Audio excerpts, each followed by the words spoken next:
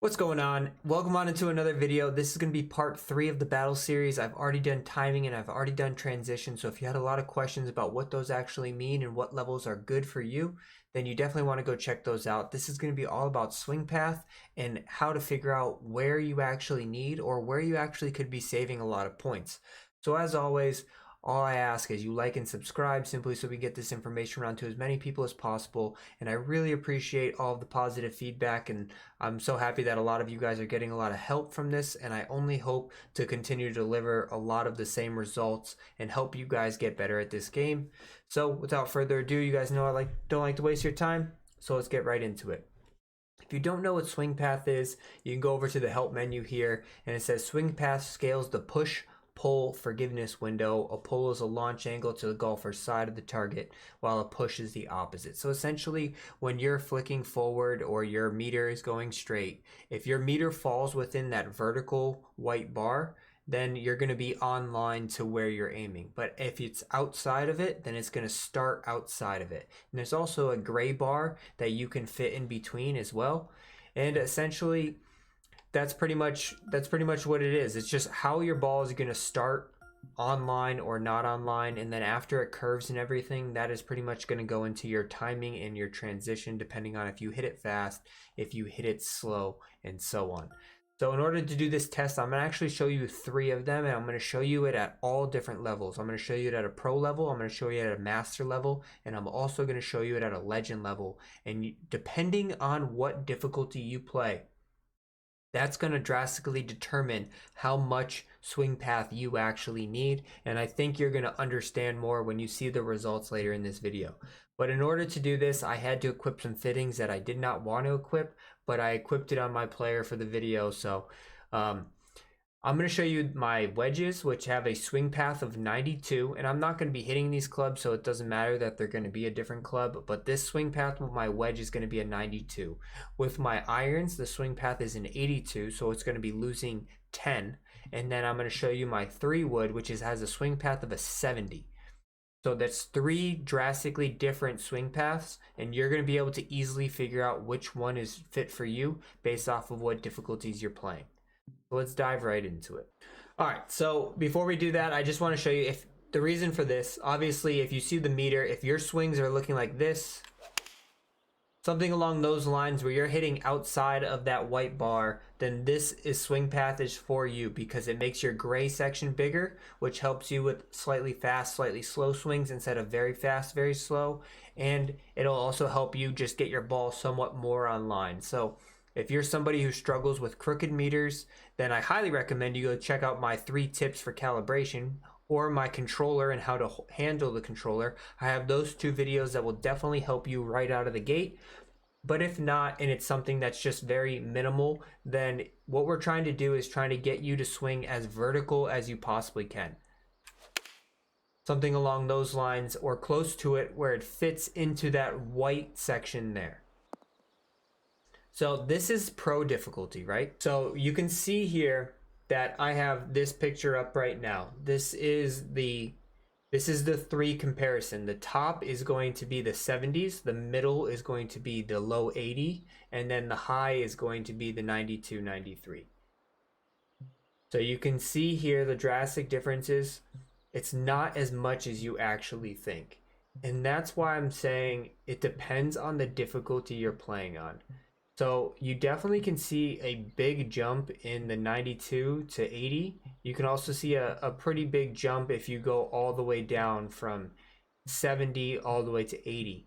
But it's mostly with the gray bar behind it. So that's keeping you somewhat on the plane. It's very minimal gains with the actual white bar itself, the white vertical bar.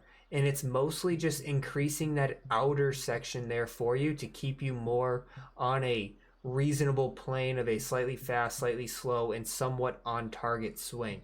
So that way you're not really hitting that outer boundaries there. But your white bar is only going very minimally. Now let's drive into the master difficulty, because everything's going to get a lot more condensed.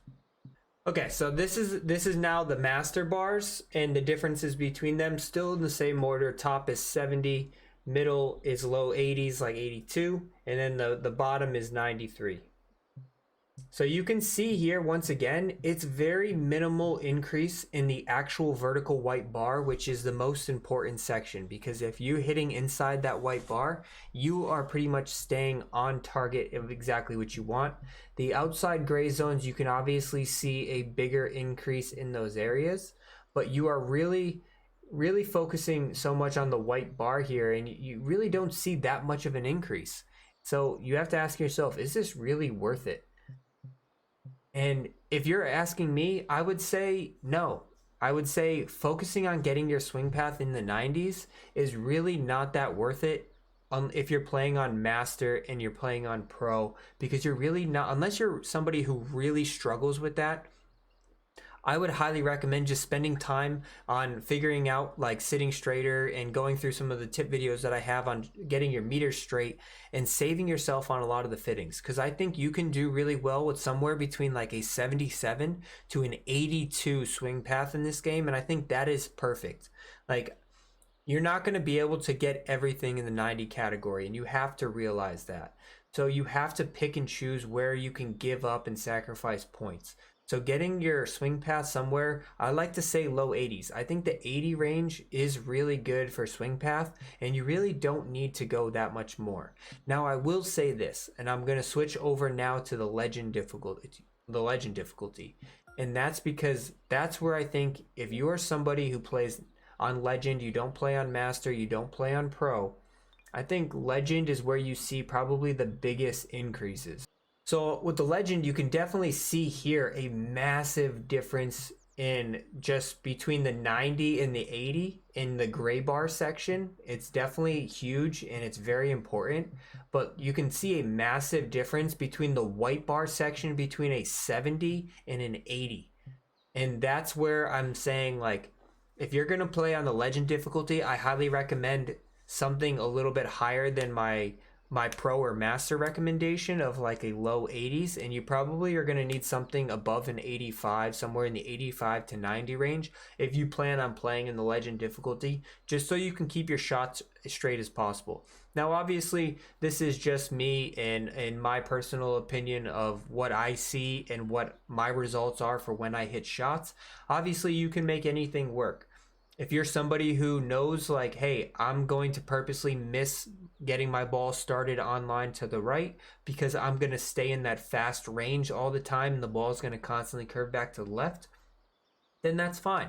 Like, you can definitely play with a lower swing path, and I'm not saying you can't, but at the same time, I'm showing you that it's probably not as important to get into the higher categories as timing and transition are that I've showed in my previous videos. But I think you should still aim somewhere between like a 77 and an 82. And I think that is kind of the sweet spot for swing path right now. And it's something that you should pretty much fit your timing to, or choose your fittings based on that characteristics.